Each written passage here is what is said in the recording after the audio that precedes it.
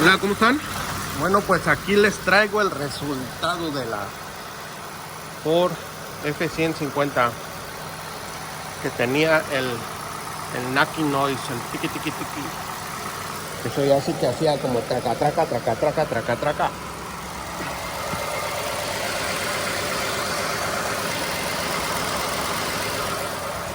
Ahí quedó, sin trucos y sin magia. Les explico lo que fue. Pues a esta troca, como ya les había hecho, le me habían metido mano. Ya le habían cambiado las cadenas y le cambiaron el árbol del lado de aquel lado, que viene siendo el banco 2 del escape, el exhaust. Entonces, lo que pasó aquí que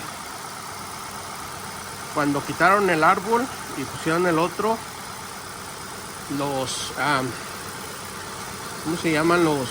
Las chumanceras o lo que detiene el árbol, los pusieron al revés. Entonces el árbol tenía fuego y por eso cuando giraba se oía el traca traca traca traca. Normalmente cuando quitan esos, las guías son iguales o solamente tiene una guía de un lado. Esta tiene dos guías y una es más gruesa que la otra. Y así fue como detectamos la falla, el problema. Aquí les voy a poner un poquito de donde se mira el gap, como lo que hicimos.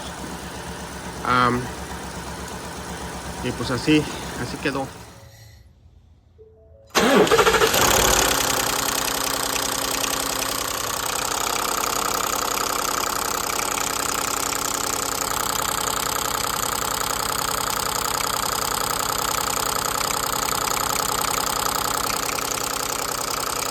Bueno, estas piezas son las que estaban al revés y por eso seguía esa tronadera de su traca traca traca traca.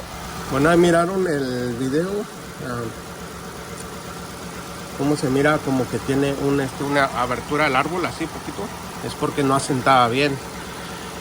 La falla que traía desde el principio era otra, que fallaba el 5 y el 6, y esa se compuso porque cambié los phasers o los engranes del árbol de leva.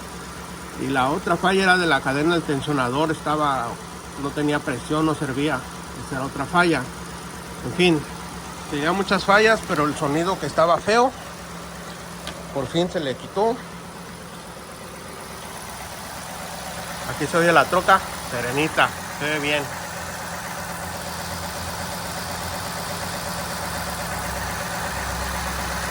Y pues ya, hasta ahí quedamos.